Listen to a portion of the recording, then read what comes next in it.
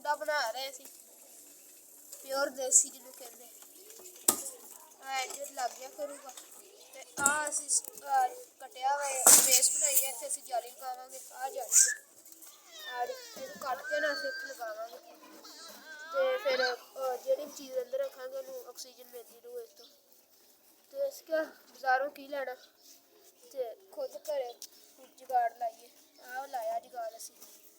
इतों असी खोलिया आड़ा थोड़ा जिहा इतों ना गर्म करके इनू बैंड देंगे फिर सौखा खोलिया करूँ तो कंप्लीट हो गया उतों भी पानी पा सकते वैसे इतों भी असी पानी डाल सकते हैं दाने दूने जी चीज़ डालनी हो तो पर इतों असी ਤਾਂ नहीं इतों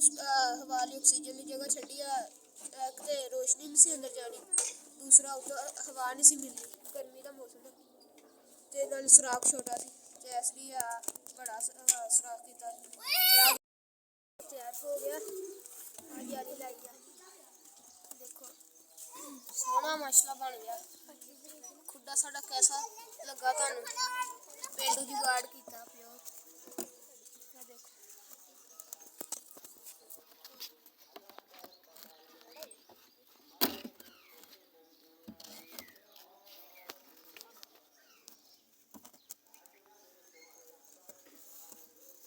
वाशर लगा किया नहीं तो जो काबले ना इन्होंने निकल जाना वाशर लगाइया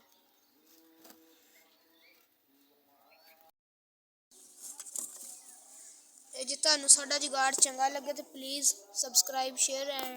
करियो साडा हौसला वधायो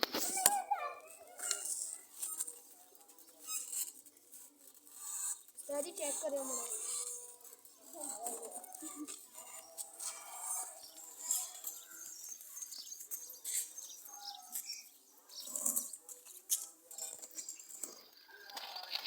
ठीक लगा खुदा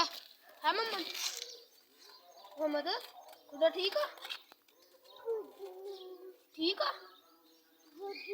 हाँ मैंने बंद कर दो ठीक है खुदा खड़ा मजबूत बहुत बंदा उत्ते बह जाएगा क्या